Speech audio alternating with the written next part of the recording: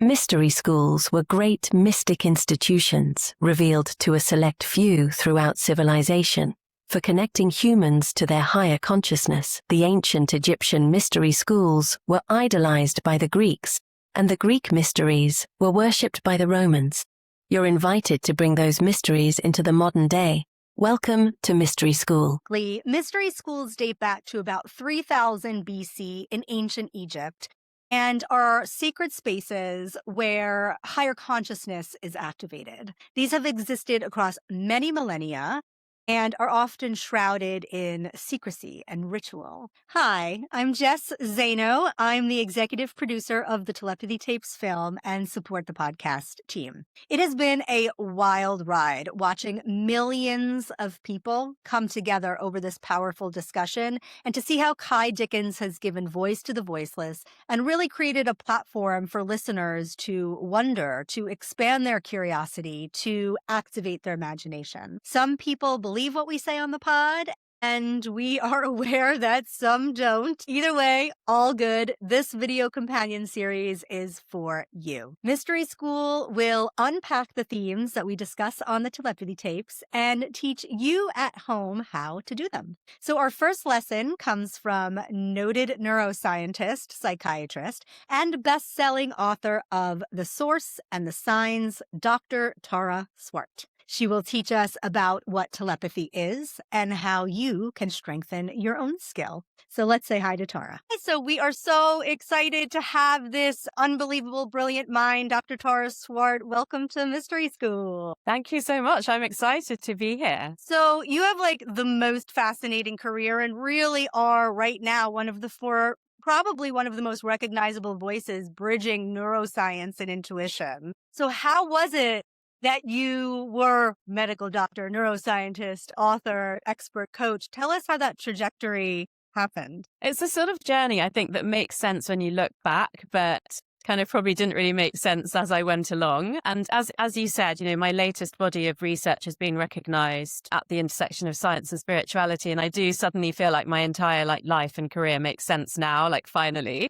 So I went to medical school, and within the first few years, you have to kind of think about what you would specialize in. And I thought I was going to specialize in neurology. So I went and did a PhD in neuroscience. And then when I came back to finish medical school and it was more practical, I found psychiatry more interesting than neurology because it was about how your own brain can play tricks on you. You can hear voices that aren't there. Your mood can change in extreme ways. And I just thought that would be a more interesting career. So I went into psychiatry after I graduated, did that for 7 years. And then for various reasons, like personal intellectual stimulation and just, wanting a sort of different lifestyle, I changed career and became an executive coach. And this was around the time of the global financial crisis. So there was a lot of stress and some high profile suicides. So it was kind of, I found a way to transition my career. And that's what I thought I was going to do for the rest of my life. But then speaking about neuroscience and business and leadership became a popular topic. So then I sort of moved into that.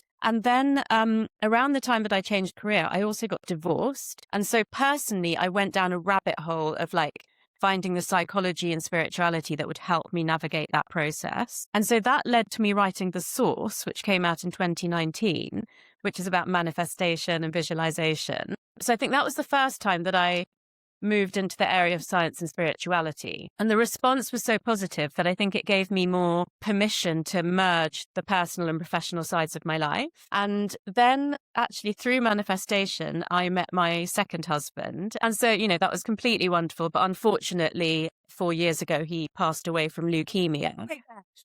I'm so sorry to hear. Yeah. So I guess it's two crises in my life that have forced me to look into spirituality. And so I was desperate to get signs from my husband, and that wasn't really happening. And I consulted a couple of mediums, and I didn't really feel like I got enough out of that, or I could really rely on it being, credible enough for my scientific mind. So my grief journey was quite interesting in that I've fully had like a human experience of that, but I could step back as a neuroscientist and a psychiatrist and kind of observe what was going on for me. And I made this decision that if it's possible to communicate with someone that's passed away, and this was my twin flame, my best friend, I should be able to do it myself. And that was what led to me writing my latest book, The Signs, which has all the research on near-death experiences, dark retreats, how we've actually got 34 senses, not 5 senses, and therefore questioning, as Kai does actually, why are only things that are measurable provable, and why are things that aren't seen as not valuable by society? That was a really big question for me. And so I wanted to look at the nature of consciousness, what's provable, what's not provable, and really question that, some of the things we accept as constructs, like how the universe works or how far we can see into the universe, it's called the observable universe. We can only see as much as how long it takes for the speed of light. But we know that the universe is infinite or boundless, but we can't see it, but we still know it's there. Well, what else could we look at like that? And there's a lot of really credible scientists like David Eagleman and Donald Hoffman that, David Eagleman says this idea that the brain is like a radio that can receive signals isn't provable, but it's categorically not disprovable. And Donald Hoffman says that space-time is accepted as the construct of the universe, but it can't be proved. And he suggests that consciousness is the construct of the universe. Do you think we will be moving toward a place where this is more wholly believed, even if it's scientifically proved? And do you feel as though it can be scientifically proved? Because we come up a lot against that. Yeah, I know. And I think the first thing I'm going to say, knowing that you're based in LA, is that when the last time I was there, I went in a driverless car. And that was literally science fiction when I was growing up. And not just in my career of sort of 20 to 30 years, but in my life, things that were not considered to be true because they weren't provable are now completely true. So what does that mean about what could happen in the next 20 or 30 years? And, with all the psychedelic research and stuff that's going on, I think consciousness is going to be a big area for that. So let me give you some more examples, because I think this is a really important point for people who may be a bit skeptical or, sort of don't understand how many of the things we accept as true now, either weren't true before or aren't provable. So one is neuroplasticity. So when I was still at medical school, we didn't know about neuroplasticity. And now that's like the most central area of my research, which is that the brain can continue to grow and change throughout life. We literally thought when you stopped growing physically that your brain was fixed for the rest of your life, and that your IQ, your creativity, your emotional intelligence, your intuition, that they wouldn't change over your life. But that's just absolutely untrue. Where I did my research into how many senses humans have, and a really thorough literature review came up with currently 34 as far as we know, is that part of that is that taste is subdivided into 5. So sweet, salty, bitter, sour, and umami. But umami was only discovered in the 1980s. But does that mean that we didn't have it before then? Of course it doesn't. So I just think it's a really interesting time to be questioning things. What I've also noticed, considering that it was a big career risk for me to write a book and go on a huge podcast and say I speak to my dead husband, that thousands of people have written to me to say that they've had the same experience. And a lot of them are doctors, psychologists, psychotherapists, nurses who say, I believe exactly the same as you, but I didn't think I could talk about it because of the career I'm in. We also receive that kind of messaging, and the examples that we use a lot are Braille. People weren't believing or knowing about Braille, and yet now we have full conversations in Braille as far as communication is concerned. And the biggest one is the world flat or round, to believe that the world was flat and then to have this, round world emerged. So I love that Kai with the telepathy tapes has really, and yourself, honestly, you are up there as a warrior on this sort of new paradigm. I believe so. Thank you.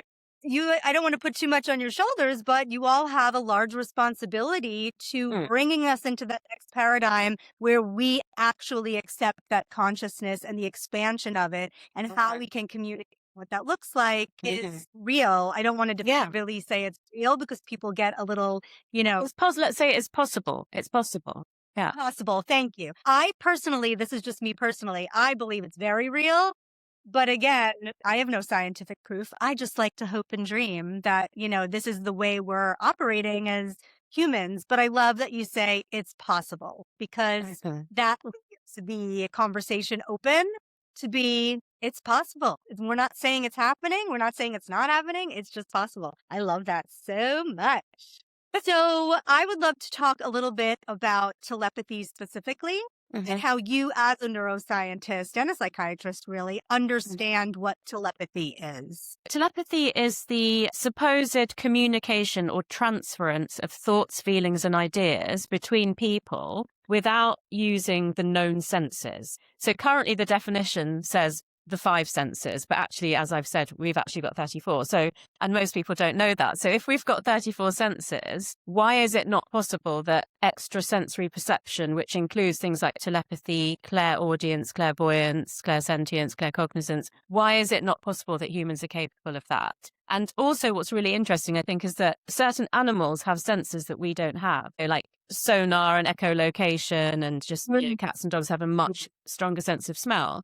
But there are some human outliers that have some of those senses. So, for example, the nurse, Joy Milner, she actually smelt her husband's Parkinson's disease years before he was diagnosed with it. That's led to a new swab test that can diagnose Parkinson's much earlier. So although I believe that everyone is possible of these potential extrasensory perception, ideas that we're going to speak about, it does seem that through genetics and inherited brain structures, there are some people that are more able to do those than everyone else. But I think it's a bit of a spectrum. And, of course, as you know, that if you believe that you can't do it, then you're not even going to try. So you'll never have that experience. Although I think a lot of people have had a version of it, but wouldn't say that they're telepathic. So the first thing I say to people when I'm going to talk about receiving signs from lost loved ones, particularly if they're skeptical, is, have you ever thought of someone that you haven't been in touch with for a while, and then within a short period of time, they message you or call you, or you bump into them?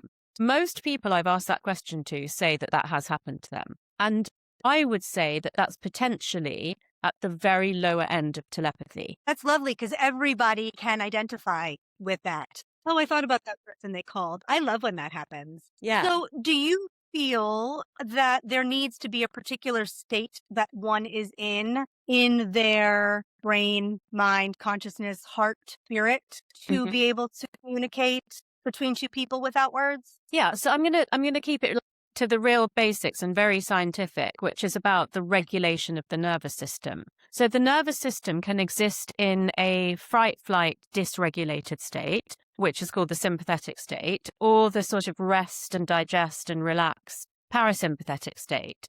And I think it's quite obvious to think that if you're in the parasympathetic state, you're much more likely to be able to use more of your brain. Because when you're in the sympathetic state, the brain actually shuts down the blood supply to the areas of the brain that are to do with creativity or complex problem solving, or, overriding our biases. And so those are the highest functions of the brain as far as we understand it currently. So if we're going to think about even more expanded functions of the brain, such as telepathy, then it makes sense just at a very basic level that if you're in a regulated nervous system state, that you're much more likely to be open to and able to do those sorts of things. So if thinking about someone and seeing them or hearing from them is basic level, let's get a little funky. It's always so fun to think about, what is the next level of that? Those that are at home, that are consciousness curious, what's that sort of second and third level of how to communicate between two people that maybe we can start to think about or even try? Yeah. So I think the next level is honing your intuition. This is still staying very grounded in science, but it's starting to get into certain areas that we still have hypotheses for, that we can't 100% prove. So intuition it's basically the wisdom that you pick up in life through life lessons. I sort of call it hidden wisdom. And what I've come to understand between the source and the signs, so that's about a 5-year period of research. In the source, I would say to hone your intuition, you should do journaling and read over your journal entries, because then you can see repeated patterns of thoughts and behaviors and how you make your decisions. And you can do little experiments where you think, well, logic tells me one thing, but intuition tells me another. In a low-risk environment, I could go with my intuition and build up my trust in my intuition.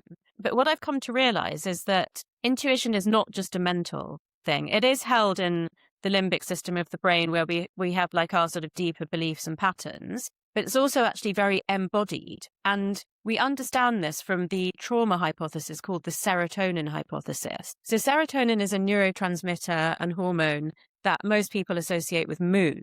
But actually 95% of it is made outside of the central nervous system, so outside the brain and spinal cord. And most of that is made in the gut.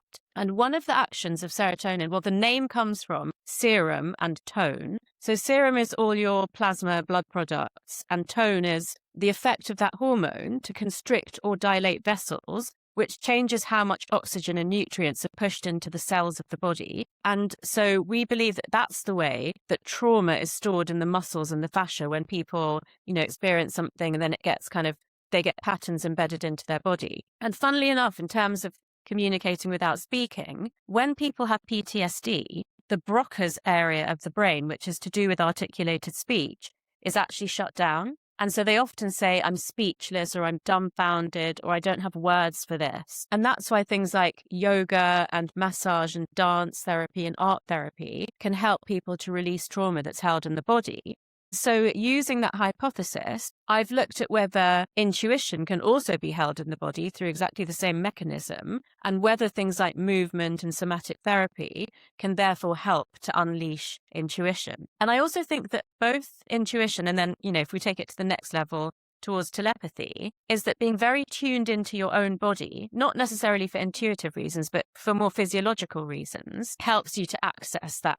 But now that we're understanding that it's both mental and physical, we need to be accessing it through our mind and our body. And so that starts with things like, everybody, adults, know when they're hungry or thirsty, or when they need to use the bathroom, or when they're tired. Another thing I say to people is, have you ever had a shiver run down your spine when you've received some bad news? Have you had butterflies in your stomach when you're excited? The biggest one for me in my sort of friendship group is when we get goosebumps. And that happens when you have either a high emotion or you have intuition is telling you that you really resonate with what that person's saying. So that's already a level of resonance with someone that is nonverbal. And it's a very common phrase in my friendship group to say, that gave me goosebumps, or that gave me, what's the other word for it? Chicken skin? Chicken skin, yeah, that kind of thing. Or even it made the hairs on my arm stand up on end. And it's, it's a strong emotional resonance between the two people, and it's a validation of that other person's intuition. And then just to continue on from that, this is slightly aside from telepathy, but it's the area that, I've recently had my book come out and podcast episodes come out is about signs. So once I started sharing with my friends, I received signs from my husband and exactly what they were.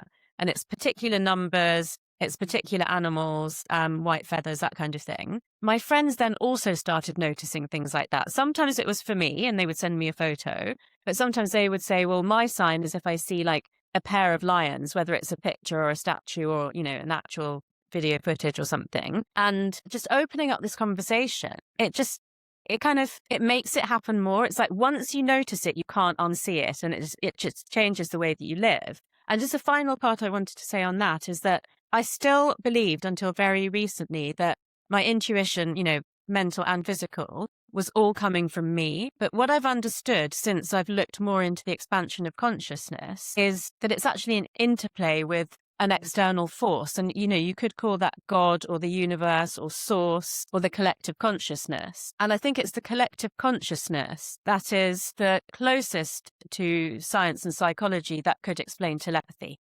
That's amazing. I myself, and I think that for people at home who want to try with signs, I've been looking to unlock my relationship with whatever angel guides or spiritual guides are around. And so I've said I would like to see an ostrich. And it's funny because I'll keep my ear out or my eyes out for this ostrich, and it will come in the weirdest forms. It's not ostrich passes in front of you, but you'll read it in a book and think, oh, that's my moment. And so I love that as a little experiment, if you will, between friends or between oneself to strengthen their consciousness of their thoughts. I also want to add something that is a potential criticism of that, so we address it already before people, kind of come in with that potential view, which is there's something called confirmation bias. So that is the science that says that if you have asked for something, or if you are looking for something specifically, you are more likely to see it. And so on my journey with signs, it took me about 6 months to realize that it would make sense to me that my husband would communicate with me through numbers because he had a finance job and he was obsessed with the Fibonacci sequence. And because I had written in the dedication of the source in 2019 to my husband, my best friend and twin flame, I understand that the numbers 1111 are associated with twin flames. You could say that it made sense that I was seeing a lot of it, on my clock, door numbers, on just like my phone. But then I started seeing 4 and 44 and 444 everywhere. And I had no idea what it meant. It wasn't a number of special significance to me. And so I looked it up and it said, if you see 4s everywhere, it's a sign that your angels are guiding you and protecting you and telling you that you're on the right path. And this came when I was at a particularly difficult time of my life. I was a widow. I had to move house. I had to make different plans for my future, financially, legally, things like this. So I suddenly thought, oh my goodness, I didn't ask for that, but that's exactly the message that I needed to. And so on my journey of signs, it's progressed from asking. I still do, but now I don't even have to ask. And sometimes something arrives, like a white feather or something, and then I know that it's been sent and I hadn't asked for it. But also when I was struggling on this journey, I hadn't quite got to the sort of real, absolute knowledge for myself that I received signs from my husband. I was getting something which, as a psychiatrist, I knew was called thought insertion. And that's when you have thoughts in your head that aren't your own. And people get this in schizophrenia. So you can imagine that when I was sort of having a conversation in my head, either with myself or with my, asking a question to my husband, sometimes I would get an answer so quickly that I knew I couldn't have thought of it. And I could just tell it's not my thought. I could tell that it was him, trying to give me answers and guidance. And so, I kind of had to question, am I losing my mind with grief? And I think this is a big reason that people don't talk about things like this, because they think people will judge them. They'll think they're crazy. And this is why I think your work and Kai's work is so important, because it's opening up a narrative that people weren't willing to have out of fear. And now the fear state is obviously that same sympathetic, dysregulated state. And a society in which we can have these conversations is a society of love and trust and bonding, and of course, much more conducive to these things being able to happen. With everything, whether it's signs, whether it's telepathy, whether it's clairaudience, which is another potential explanation for having these thoughts in my head that I thought were someone else's. I always just say to people, just try. The worst thing that can happen is it won't work. And then you've lost nothing. I think that there's, let's say a lay person or a neurotypical person who may be experiencing some kind of clairaudience or hearing something, there is that fear of, is it anxiety? Is it imagination? Or is it actually my intuition, my inner self, and the collective consciousness speaking with me? So to your point, what's the worst that can happen? I believe, we can lean into it and all forward together to where that does become our reality, where people don't have to hide or be afraid to have the conversation, and we can actually discuss this in a scientific conversation so that it becomes normalized. Let's just normalize it.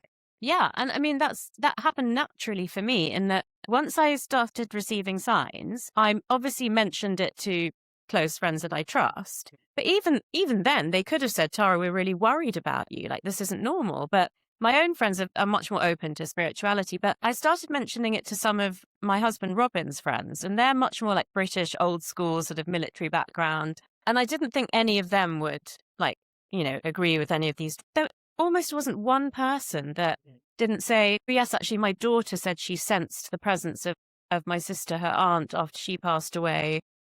I was really pleasantly surprised by how many people had a similar experience, but it wasn't until the book came out that I was shocked by how many people have had the similar experience. And that's amazing. We've been talking about your book. Can you please tell viewers at home about the signs and what it entails for you? Yeah, so it's called The Signs, the New Science of How to Trust Your Instincts. And having said that it was a career risk for me to put this work out there, it became an instant New York Times and Sunday Times bestseller. So that's a bit of validation that helps. I didn't need it, but it helps. Yeah, so basically I sort of talk about, my personal journey and what are signs? How does it work? How can you bring signs into your life? And I start, like I said, really scientifically with the 34 senses and helping people to tune into that. And just, also recognizing that there are so many things you don't know about yourself, capabilities that you've got that you're not even aware of. Take that into the science of intuition, as I said, both mental and physical. And then I really go through a sort of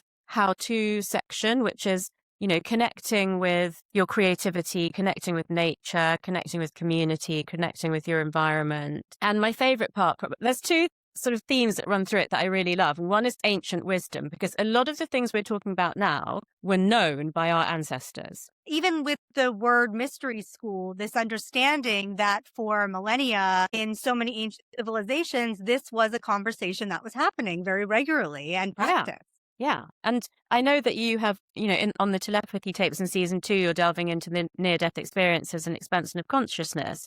But one of the things I found in my research was that ancient Greeks and Romans used to bury people for days. And then when they uncovered them, they were the mystics and the seers of the communities. And so that's why I've researched the dark retreats to help people understand what happens when you shut out all light. And it's basically like a mini death. It's the closest thing to a near-death experience that someone can choose to have. And basically from darkness comes light. I mean, people sleep a lot at first because it's dark. So you fall asleep in darkness, you wake up in darkness. Then people see like little sparks and shooting stars. Then they see like the entire wall shimmering. Then they start to see animals, either real or like magical animals like unicorns or phoenixes. And then they see deities, or they have like some kind of, experience of a god or a spiritual entity. And much like near-death experiences, it changes their whole view of life and death and how you should live, basically in a more compassionate, less materialistic, more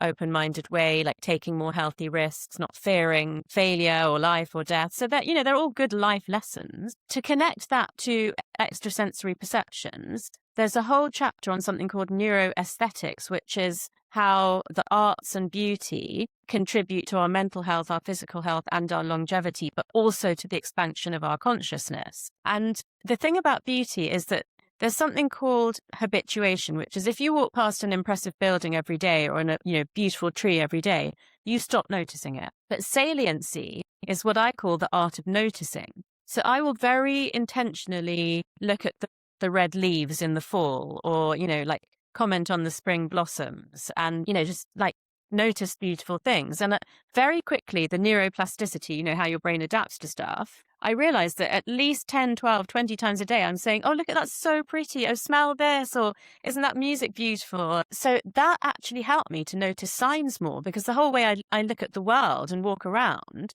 has changed. So I think for people, out there who are curious, to think, have you ever had a dream that then came true?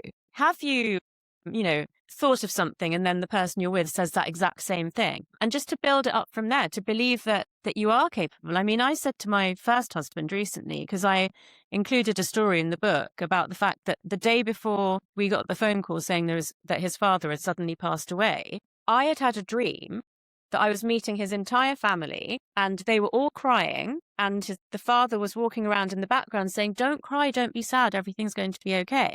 And then the next morning we wake up and we get this call. I hadn't told him about this dream at the time because obviously I was just trying to take care of him. So we had to drive for like 20 hours in South Africa, and everyone came for the funeral. So I did meet his entire family, which wasn't the plan. I was going to go and meet his parents. And so recently I called him up and I said, I want to include this story in my book, but I want to be respectful that it's really your story. And if you're uncomfortable with it, I wouldn't include it. And he was just so supportive. And in the end, I said, look, I don't think I'm psychic or anything. And he said, Tara, I think you are. So, even I kind of have doubted that. And I've just been so busy with the book promo that I haven't had some proper time to do a digital detox and do some meditation and some creative activities and really like allow my mind to show me like what it's capable of. I look forward to the day when we can accept ourselves as psychic, and psychic is like the funny cat lady that lives down the block reading the tarot cards at the neon sign. Like, it'll be a wonderful place where just wonderment and magic and communication and loving presence of each other and appreciation for beauty and art and health and wellness and healthy risk, as you say. It'll be a wonderful day when we can celebrate that without fear, essentially. I think because of your work, I think because of the work that Kai is doing with the telepathy tapes, I do believe we have opened up the floor to that conversation. And I just want to say something about the timing, because I had quite a lot of pushback from my publisher that what I was trying to write was too woo-woo and too paranormal. Luckily, they responded to my feedback where I said, like, this is the book that I have to write, like, and you have to trust me. And it was actually my publisher that sent me the link to the telepathy tapes and said there's some kind of zeitgeist going on. And the timing of your book coming out with this podcast becoming suddenly so popular is actually insane. And so obviously I started listening, and then, you know, I did use some of the things that Kai said, not only as research for the book, but the telepathy tapes is actually referenced in my book. So I'm really happy for that too. And actually the publisher said that little stuff. I love that sign for us. Yeah, exactly. What a sign. Yeah, well, as I said, when I got your email, it was a yes straight away. And I am so tired of doing podcasts. I decided not to do any more for the rest of the year. So it's definitely a sign. And I think, you know, my friend Kyle Gray, his book, Angels Are With You Now, came out. There's another story to that. So I went on breakfast television in the UK on a Tuesday, and I couldn't talk about the signs yet because this was about 6 months ago. But The Source, which is a 5-year-old book, went to number 4 on Amazon straight away. And then 2 days later, he goes on it with his new book and talks about white feathers being the angelic business card and like seeing the license plate with his mother's name on it after she passed away, you know, and I've had similar experiences. And his book went straight to number 1. And I didn't know him, but I messaged him on Instagram and I said, 2 days ago, my book went to number 4, but I am so happy that yours went to number 1 because this is such an important topic. And subsequently, he sent me the book and we met up and had lunch and everything. And so, yeah, there's a few people in that space. And, you know, I love Laura Lynn Jackson. I've always felt like her work didn't get the recognition that it deserved. And now she, after all this time, got onto the New York Times bestseller list with The Signs and The Light Between Us. So I think it's a bit ironic, but I'm extremely grateful that I got to be the person. I think it's ironic it had to be a scientist to like give it validity for many people. But like I said at the start, my entire life makes sense now. I feel like this is what I'm actually getting quite emotional. Like, I feel like this was the job that I was given. Like, this was the reason that I was put on earth. It's such a big and important topic. It's about everything for humanity. And yeah, I'm grateful to like be part of this group of people that are just giving so much hope to people. That's what it is. I think that's the thing I felt most from the comments that I get from people, is that it's giving hope. We get the similar feedback of someone who has never had this conversation before, has, you know, comes forward and says, you gave me hope to think about this. I have hope for humanity, for the goodness. And if more of us, you know, activate our hope together, that collective consciousness will become our reality. Yeah. And so, yeah, I just want to really thank you for taking the time to do this with us today. You, again, are at the forefront of something really important. Grateful, too, that you have found your purpose in this life and feel so strongly and passionate about teaching others about that. That's what we hope to do here as well. Yeah. And I'm happy to just be in your presence. And I hope that anyone who hears this really is impacted positively and can just open up their mind to the possibility of what exists. I just wanted to say you're such a light. I'm grateful to be in your presence too. And I actually would love to stay in touch and see if there's more that we could do to support each other. So this conversation will bring and we'll join in. I would love that. My one takeaway is really to ask for a sign and see what happens. If you've lost someone, then think of a really fond memory that you have of them or a shared joke that no one else would really understand. Choose a symbol that represents that and ask them to send it to you. If you haven't lost someone, are there numbers or symbols that already mean a lot to you? And then you can set some parameters like, if I see this figure of 8 or infinity symbol 3 times in the next 24 hours, then it means X. and just see what happens. And I think people can do that together as well. Mm-hmm. Like if you and I decide, let's look for pink bubblegum today. Yeah. And end of the day, let's see if either of us has seen pink bubblegum. And that will be our sign. I mean, I've got your number, so I don't know if you want to be bombarded with pictures. Sleep, so I don't know where you're seeing pink bubblegum. I know, I'll be really straight. Maybe in your dreams. Or on TV. And yeah. Thank you again to Dr. Tara Swart. We really appreciate you. Please make sure to check out her new book, The Signs, New York Times bestselling book, wherever you find your favorite books. Have you done forgive me for not knowing, have you done your Audible audiobook yet? Yes, I read that out myself, so that's been very popular. You have a beautifully soothing voice, so I'm sure that that's a really fun download. Thank you. Thank you, Dr. Tara. I look forward to staying in touch and really appreciate you today. Amazing. Thank you so much. Bye. If this episode resonated with you, make sure to hit subscribe right below so you don't miss out on what's happening next. Drop a comment and tell me what landed. It's your engagement that helps this conversation reach the exact people that it's meant to find. If you're craving the deeper connection, bonus teachings, and intimate live gatherings, come join us inside the Secret Society. The link is below.